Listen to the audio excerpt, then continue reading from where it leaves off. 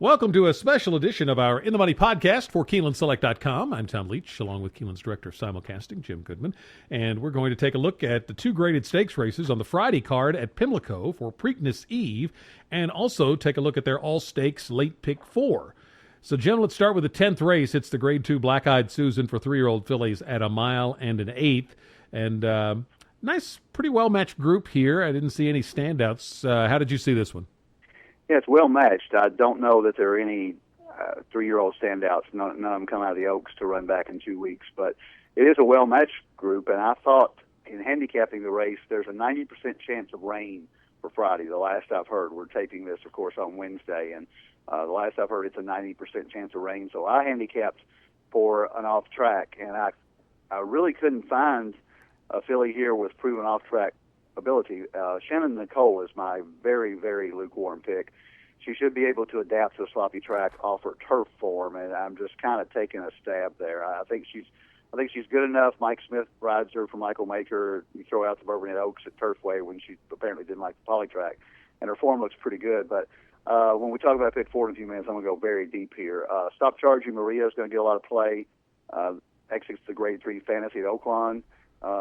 Couldn't run with Sugar Shock, but Sloan Square picks up Rosario off a disappointing outing at Turfway, assuming she doesn't take the poly. So there's a lot of horses here that I'm kind of banking on that they didn't like their last race, and that's kind of hard to handicap. So I'm going to go deep here in the pick 4, but I'm going to take Shannon Nicole with a very shaky pick.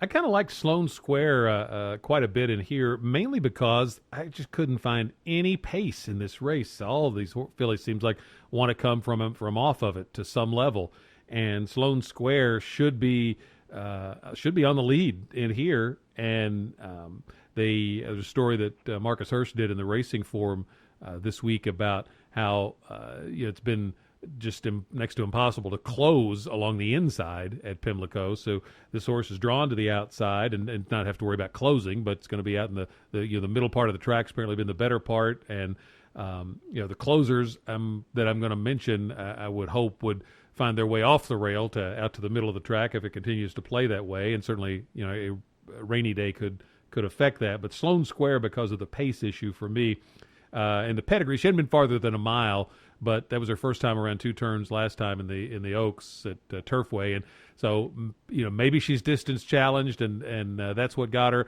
But off pedigree, I don't think it is. So I'm going to take Sloan Square, and I'm going to use her with 4 different horses in exactas, keying off Sloan Square. The 5 Euphrosyne, I'm not sure how you pronounce that. The 2 America for Bill Mott, the 1 Joint Return, and the 9 Fortune Pearl.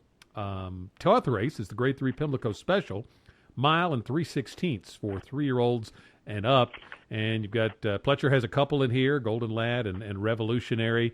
Moreno ran pretty decently in the Charlestown Classic. Started to go to Moreno. I ended up taking a shot here on Bourbon Courage, and mainly it's because of the 15-1 morning line.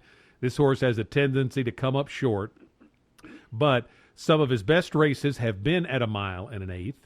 And the Pimlico track, the way it's been playing, would seem to play to his style. He's drawn outside, so be running late from the outside.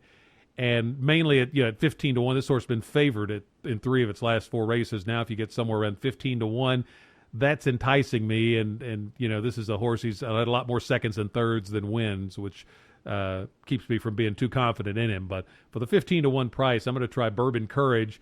And then I will key him in exactas with the 2 Pletchers, Golden Lad and Revolutionary, the 3 Moreno, and the 2 Cat Burglar, who's stepping up in class for Baffert. But just out of respect for Baffert, I'll throw that one in. What about you? I'm taking Moreno. I think Burrell is Rosario is probably the Burrell. I wrote down my wrong notes. Burrell, it's Joel Rosario. Can get him to the front, and he does have a great Tomlinson wet number of 468. And the only time he ran on a muddy track was at Belmont in a maiden special weight and broke his maiden by 6 1/4. So I think Moreno's going to love the track. I think that Charlestown Classic, where he ran behind Imperative and Game Line 2, sets him up perfectly for this. So I'm going to take Moreno fairly strongly here. I feel as good about this one as I felt badly about the 10th race. Revolutionary is my second choice. Ran well in the sloppy Kentucky Derby last year. Got beat by 3.5 to Orb. I like Bourbon Courage to get the money. I don't think Bourbon Courage probably will win, but I think he does set up well from the outside to get up for second or third. And Carve may have a little bit of upside too. Brad Cox is a great trainer, and I think he's had this horse a couple of times and ran a 97 and 101 buyer, and ran right behind Revolutionary and Will Take Charge in the Oakland handicap. So I think Carve might be a little better price than 5-1, maybe 6 or 7-1. So, but Moreno is my choice to go to the lead and go on a hopefully off track at Pimlico on Saturday. Yeah, Moreno's the one that scares me most in there. I think if I'm doing any horizontal tickets, we'll talk about the pick 4 in a second, but doubles or pick 3s, I'd want to use, since I like Bourbon Courage, I'd use him, but I'd also use Moreno. I wouldn't be singling Bourbon Courage on anything just because he's had too many seconds and thirds. And I think the sloppy track angle is a very good point about Moreno. 9th race starts the All-Stakes pick 4, and it's the Jim McKay Turf Sprint. And if they get all this rain, that's, I would hope that they would be able to keep it on the turf.